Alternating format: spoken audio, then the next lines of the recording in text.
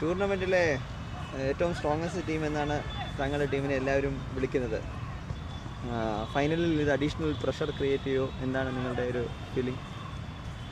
ടൂർണമെൻറ്റിലെ best ടീമാണെന്ന് already predict ചെയ്യപ്പെട്ടാൽ പിന്നെ പ്രഷറിൻ്റെ ആവശ്യമില്ലല്ലോ, നമുക്ക് പ്രഷറില്ലാതെ കളിക്കാം. ഓക്കെ, ഈ ഫാൻസ് ഉണ്ടാക്കുന്ന പ്രഷർ ആക്ച്വലി അതൊരു വലിയ പ്രശ്നമാണെന്ന് തോന്നുന്നില്ല. കാരണം ഇതുവരെ ക്രൗഡ് ഇവിടെ ചീറി വിളിക്കുന്നതൊന്നും കേട്ടിട്ടില്ല. അതുകൊണ്ട് തന്നെ അതൊരു പ്രശ്നം ആവാനുള്ളൊരു ചാൻസ് ഞാൻ കാണുന്നില്ല. പിന്നെ കളിക്കുന്ന ഓപ്പോസിറ്റ് ടീമും നല്ല ടീം തന്നെയാണ്, അവർക്കും സപ്പോർട്ടും ഉണ്ടാവും. അതുകൊണ്ട് ഈക്വലി ബാലൻസ്ഡായി പോകും എന്നാണ് എൻ്റെ വിശ്വാസം. Thank you.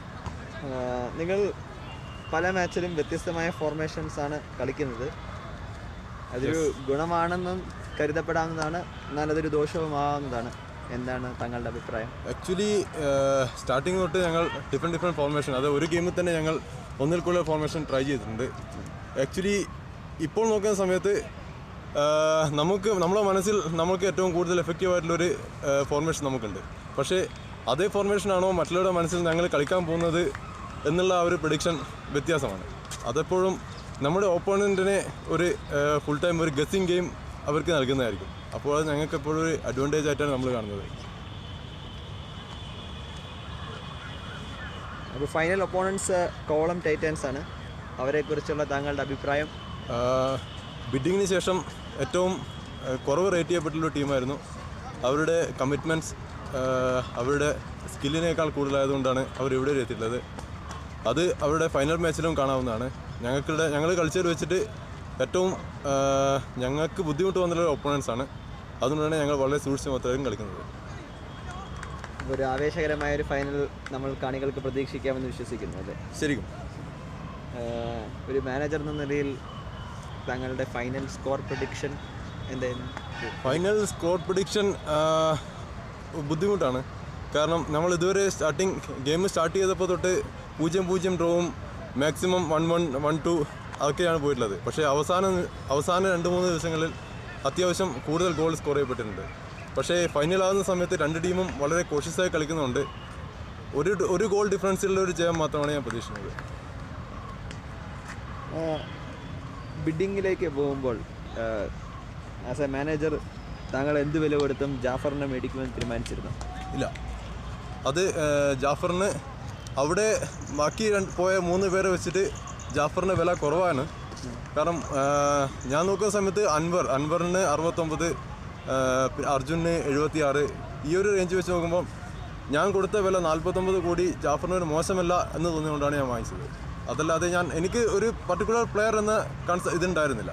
അവിടെ വെച്ച് ഡൈനാമിക്കൽ പ്രൈസ് നോക്കി ഒരു ഓക്കെ ആയിട്ടുള്ള ഒരു പ്ലെയറിനെ, ഒരു നല്ലൊരു പ്ലെയറിനെ വാങ്ങിച്ച് അത് വെച്ച് ടീം ബിൽഡ് ചെയ്യുക എന്നായിരുന്നു തീരുമാനം.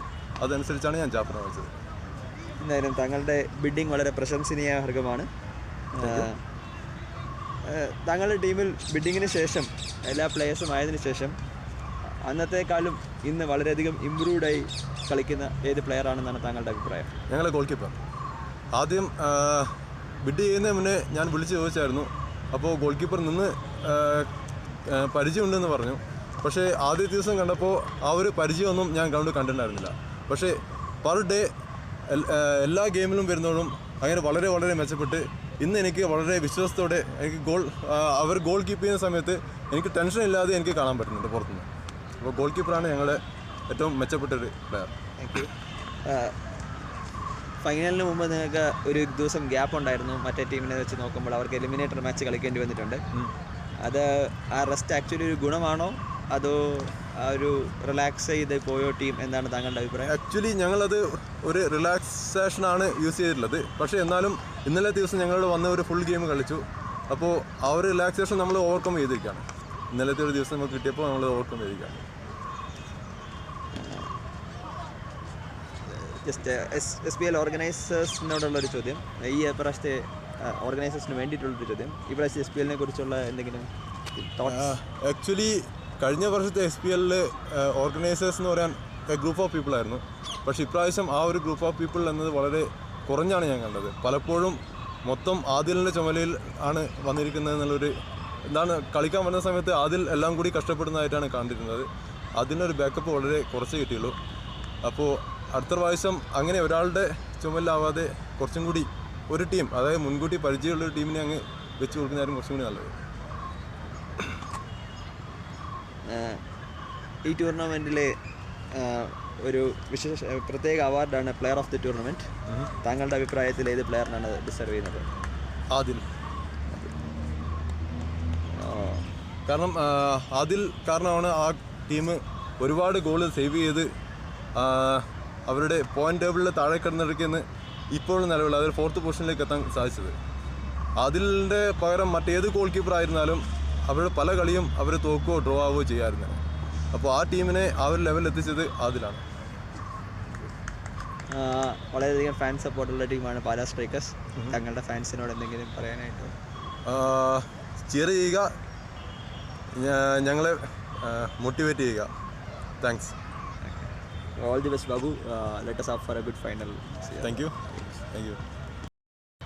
Assistant Manager of Kovalam Titans, Abu. താങ്കളുടെ ടീം ഏറ്റവും നന്നായിട്ട് കളിച്ചത് എലിമിനേറ്റർ മാച്ച് ആണെന്നാണ് ഞങ്ങളുടെ ഒരു വിലയിരുത്തൽ. അത് ടീമിന് വളരെയധികം ഒരു മൊറാൽ ബൂസ്റ്റ് ആയിരിക്കുമോ?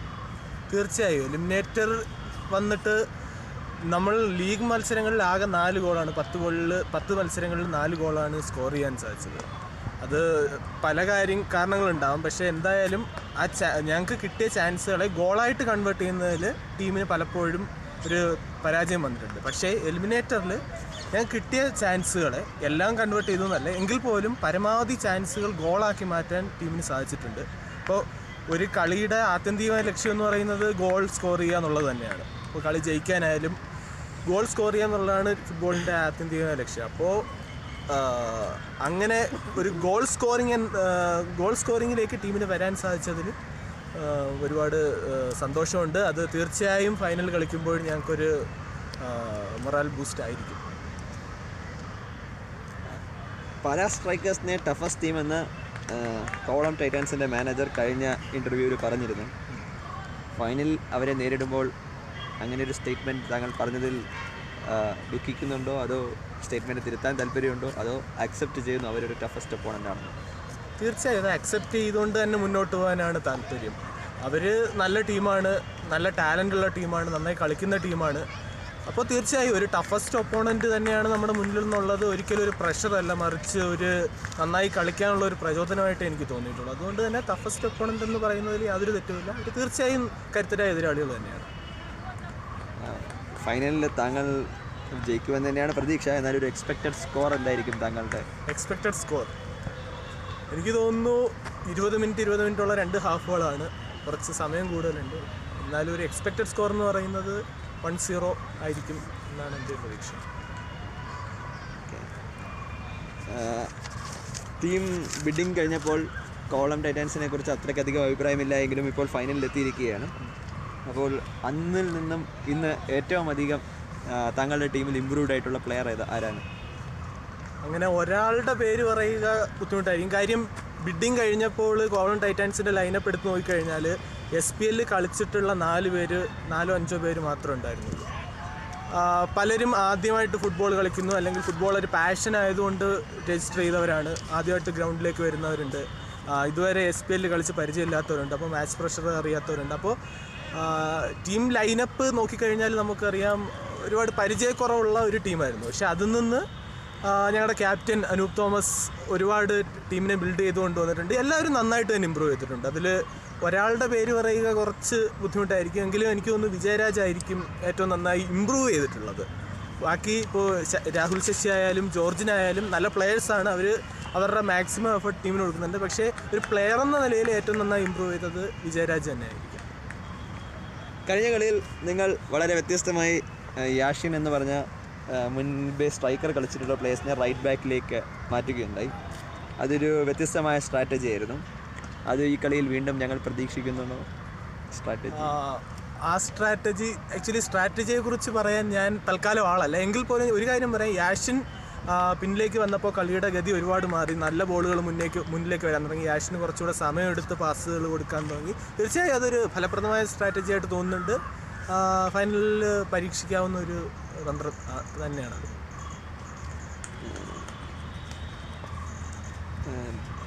ബിഡിങ്ങിന് താങ്കളില്ലായിരുന്നു, അതുകൊണ്ട് അതിനെക്കുറിച്ച് ഇപ്പോൾ ചോദിക്കുന്നില്ല. എങ്കിലും ഈ എലിമിനേറ്റർ കളിക്കുന്നു, അതിനുശേഷം ഫൈനൽ കളിക്കുന്നു. ഒപ്പോണൻറ്റ് ടീമിന് ആക്ച്വലി ഒരു 3 ദിവസം റെസ്റ്റ് ഉണ്ട്. താങ്കളുടെ ടീമിന് പല ഇഞ്ചുറീസ് ഉണ്ടെന്നൊക്കെ കേൾക്കുന്നു. അതിനെക്കുറിച്ചുള്ള താങ്കളുടെ അഭിപ്രായം?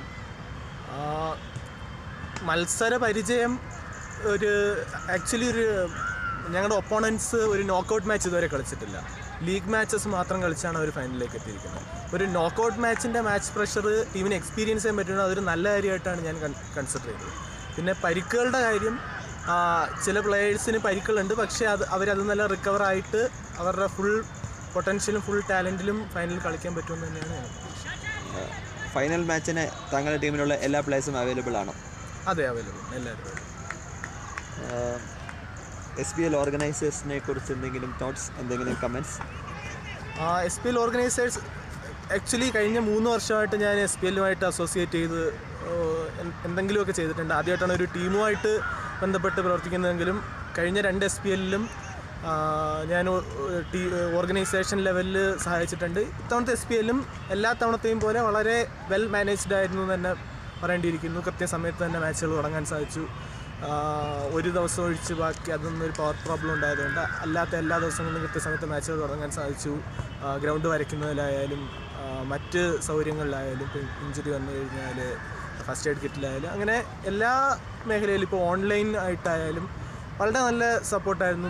നല്ല രീതിയിലൊരു പ്രഡിക്ഷൻ കോൺടെസ്റ്റ് മുന്നോട്ട് കൊണ്ടുപോകാൻ സാധിച്ചു ഓർഗനൈസേഴ്സിന്. അപ്പോൾ അതിലെല്ലാം നല്ലൊരു ഓർഗനൈസേഷൻ കാണുന്നുണ്ട്. ഹാറ്റ്സ് ഓഫ് ടു ഓർഗനൈസേഴ്സ്, അത്ര പറയാം. ഒരു ക്വസ്റ്റ്യൻ കൂടെ, ഒരു മാനേജർ എന്ന നിലയിൽ ഈ ടൂർണമെൻറ്റിലെ ബെസ്റ്റ് പ്ലെയർ ആരാണെന്നാണ് താങ്കളുടെ അഭിപ്രായം? ടൂർണമെൻറ്റിലെ ബെസ്റ്റ് പ്ലെയർ